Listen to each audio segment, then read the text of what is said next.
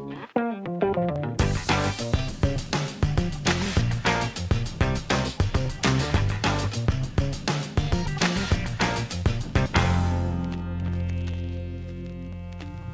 welcome to Biz on Your Terms. I'm Lucy J. Peck, and I'm here to show you how to grow your business your way.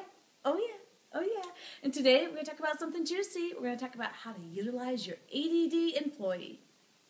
Many people find it amusing that my husband works for me as my personal assistant. I find it amusing too, well, most of the time. But there's the added pressure in leading your spouse, especially one that might have a touch of ADD, or at least has the ability to easily get sidetracked on those little tasks that he needs to complete for the day. Here's what I've learned from working on the ground floor about how to most effectively work with ADD. Disclaimer first, this is not therapy or medical advice. These are flat out things I have learned from being in the field with one particular person who gets sidetracked really easy. Set clear expectations with some space. When someone suffers from being easily distracted, it is a bad idea to overwhelm him or her with too many plans, projections, and ideas. Explaining the big picture with all the sides, branches, and details is just a maze for them to get sidetracked in. How this is going to work and how that's going to work and what we're going to be doing about this and that can go on forever. And it's best to make things easy. So don't do that. Keep it simple.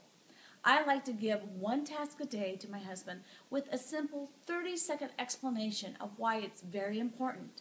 I have found it's necessary to give him plenty of space to complete it, and he needs to know what the value of what he's doing is.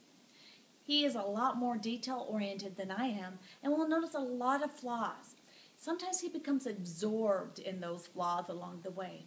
Just planning on things coming up and keep in mind that he will want to focus here and there, and allowing time and space for this makes it so he doesn't become frustrated with too much pressure to get the job done, and gives me the benefit of having items addressed and resolved that I would never have thought of or planned to pay attention to. Structure is critical when working with a person with ADHD. They need scheduled check-ins to make sure they haven't wandered too far from the task. I loosely check in first thing in the morning, noon, and towards the end of the day.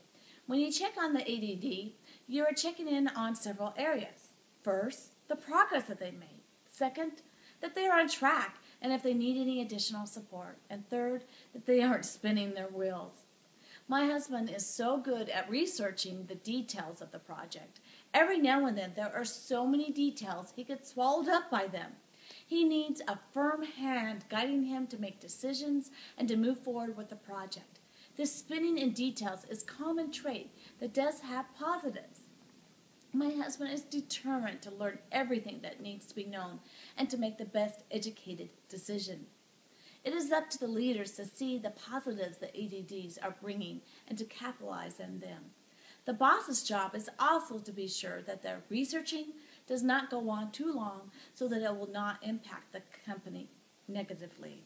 His job, performance, and ultimately him.